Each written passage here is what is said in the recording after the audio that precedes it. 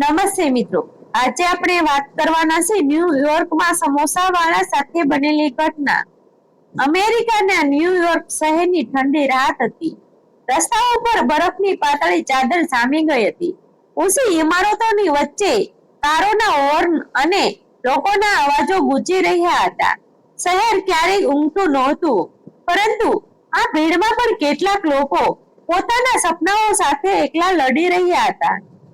એ શહેરના બ્રુકલિન વિસ્તારમાં એક નાનકડી ફૂડ લારી સામે અચાનક લાંબી લાઈન લાગી હતી. લારીમાંથી ઉકળતા બટાકાની સુગંધ, લીલા મરચાંનો તીખાશ ભરેલી સુવાસ અને ગરમ તેલમાં તળાતા સમોસાના કરકરો અવાજ લોકોના દિલ જીતી રહ્યો હતો. લારી પર મોટા અક્ષરોમાં લખેલું હતું, ચૌહાણ સ્પેશિયલ સમોસા. લારીનો માલિક હતો અર્ષદ ચૌહાણ. ગુજરાતના એક નાના ગામમાંથી અમેરિકાના સપના લઈને આવેલો અર્ષદ છેલ્લા 4 વર્ષથી ન્યુયોર્કની ગલીમાં સંઘર્ષ કરી રહ્યો હતો. દિવસ દરમિયાન તે એક રેસ્ટોરન્ટમાં વાસણ ધોતો અને રાત્રે પોતાની સમોસાની લારી ચલાવતો. શરૂઆતમાં લોકો તેની લારી પાસે અટકતા પણ નહોતા. ઘણા અમેરિકન લોકોને સમોસા શું છે એ પણ ખબર નહોતી, પરંતુ અર્ષદે ક્યારેક હિંમત હારી નહોતી. તેને વિશ્વાસ હતો કે એક દિવસ એની મહેનત રંગ લાવશે. તે રાત્રે પણ અર્ષદ હાથમાં ચીમટો લઈને ગરમ સમોસા તળી રહ્યો હતો. તેની પત્ની કાવ્યા કાઉન્ટર પર ઊભી રહી ગ્રાહકોને સ્મિત સાથે સર્વ કરી રહી હતી. લોકો વારંવાર કહી રહ્યા હતા, oh my God, this is amazing. અમે કેટલાક લોકો તો બીજા વાર લાઈન લગાવી રહ્યા હતા. કાવ્યા ખુશ હતી, કારણ કે પહેલીવાર એમને લાગતું હતું કે કદાચ હવે જીવન બદલાશે. પરંતુ અર્ષદના ચહેરા પર ખુશી હોવા છતાં અંદર ક્યાંક ભય હતો. છેલ્લા કેટલાક દિવસોથી કાળા કપડાં પહેરેલા 3 અજાણ્યા માણસો દૂર ઊભા રહીને તેની લારી તરફ જોયા કરતા હતા. તેઓ ક્યારેક કંઈ ખરીદતા નહોતા, ફક્ત નજર રાખતા. અર્ષદે શરૂઆતમાં ધ્યાન આપ્યું નહોતું, પરંતુ ધીમે ધીમે તેને સમજાઈ રહ્યું હતું કે વાત સામાન્ય નથી. લારી બંધ કરીને જ્યારે અર્ષદ અને કાવ્યા રાત્રે ઘરે જવા નીકળ્યા, ત્યારે રસ્તા પર ઠંડી હવા સાથે અજાણ્યો ચન્નાટો હતો. અર્ષદે પોતાની જૂની કાર સ્ટાર્ટ કરી અને બ્રુકલિનની ગલીઓમાંથી પસાર થવા લાગ્યો. અચાનક પાછળથી એક કાળી કાર એમની કારની બાજુમાં આવીને ઊભી રહી. કારનો કાચ ધીમે ધીમે નીચે ઉતર્યો. અંદર બેઠેલા ગોરા માણસે તીખી નજરે અર્ષદ તરફ જોઈને કહ્યું, આ વિસ્તાર તારો નથી. તારી લારી અહીં વધુ દિવસ નહીં ચાલે. અર્ષદ કઈ સમજે એ પહેલા કાર ઝડપથી આગળ નીકળી ગઈ. કાવ્યા ડરી ગઈ. તેને ધીમા અવાજે પૂછ્યું, અર્ષદ, આ લોકો કોણ હતા? પરંતુ અર્ષદ પાસે કોઈ જવાબ નહોતો. તે આખી રાત ઊંઘી શક્યો નહીં. અમેરિકામાં આવ્યાથી તેને ગરીબી જોઈ હતી, અપમાન સહન કર્યું હતું, કલાકો સુધી ભૂખ્યા રહી કામ કર્યું હતું. પરંતુ પહેલીવાર તેને લાગ્યું કે કોઈ તેની સામે મોટી રમત રમી રહ્યું છે. આગલા દિવસે સવારમાં અર્ષદ પોતાના મિત્ર મયુરને મળવા ગયો. મયુર પણ ગુજરાતથી અમેરિકા આવ્યો હતો અને ટેક્સી ચલાવતો હતો. બંને ઘણા વર્ષોથી મિત્ર હતા.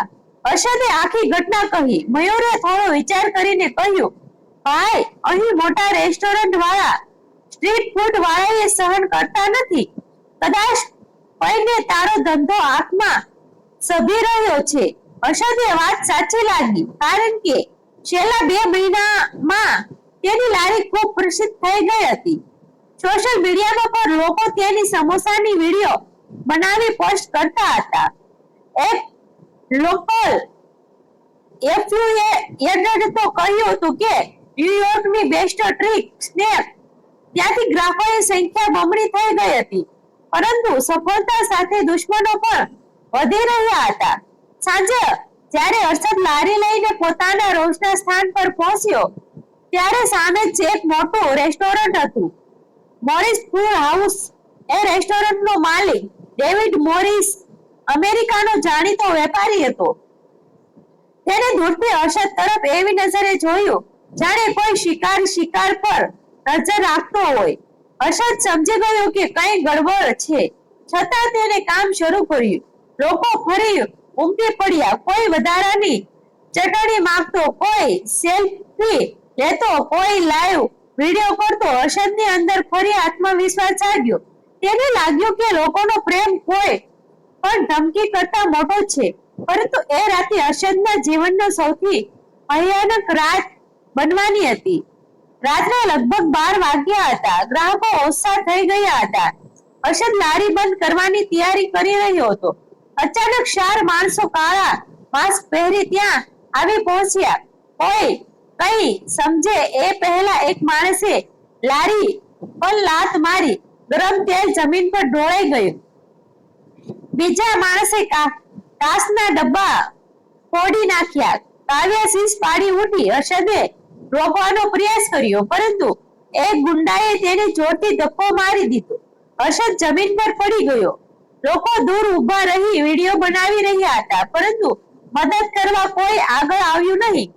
ગુંડાઓએ આખી લારી તોડી નાખી અને જતા જતા કહ્યું, આ છેલ્લી ચેતવણી છે, અહીંથી ચાલ્યો જા. થોડા જ મિનિટોમાં બધું ખતમ થઈ ગયું.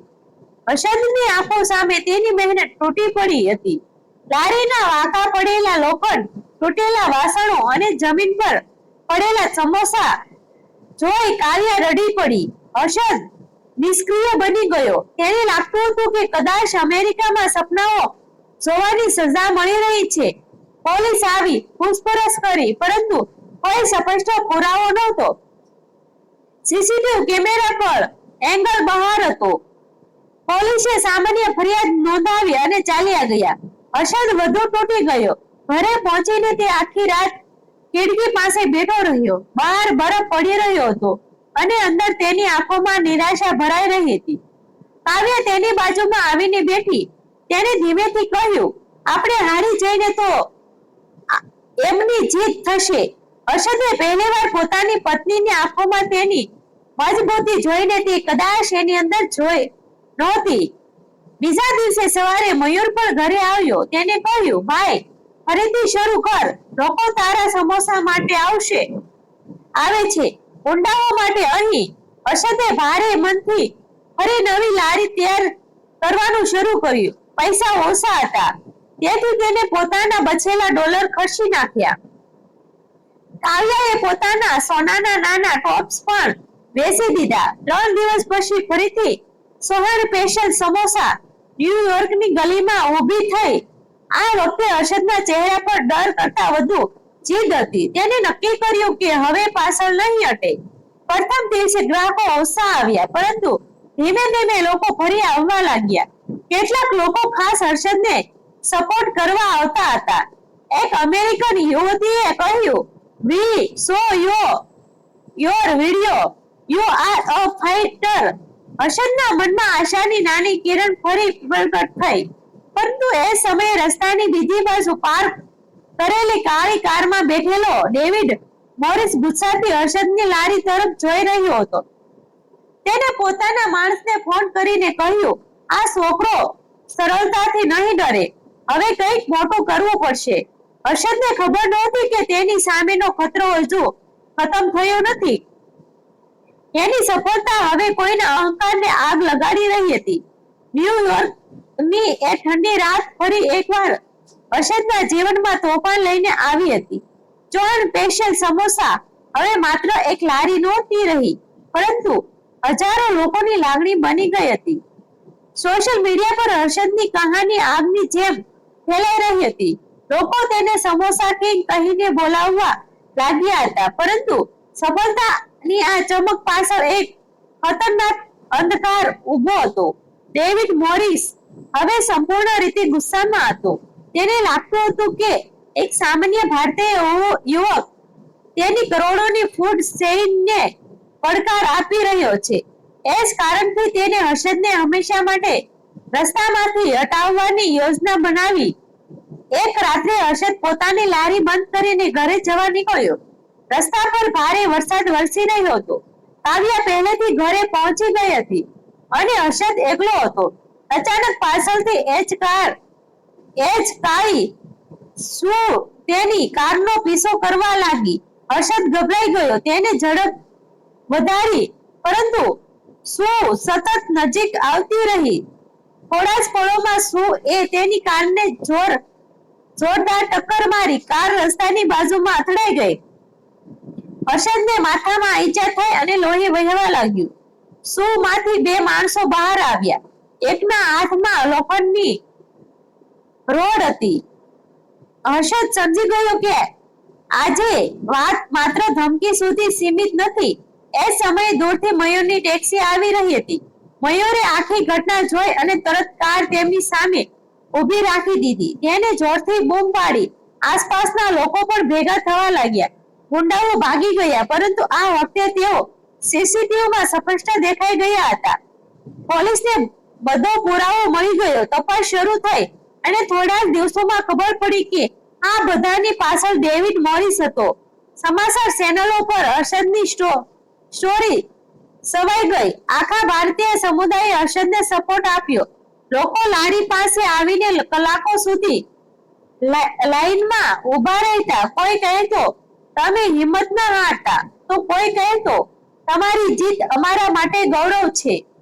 કોર્ટમાં કેસ ચાલ્યો. ડેવિડ મોરિસના પૈસા અને પાવર સામે હર્ષદ પાસે માત્ર સત્ય હતું, પરંતુ આખરે સત્ય જીત્યું. કોર્ટે ડેવિડ મોરિસને સજા ફટકારી અને હર્ષદને વળતર આપવાનો આદેશ આપ્યો. એ દિવસ હર્ષદ માટે સપનાની જેમ હતો.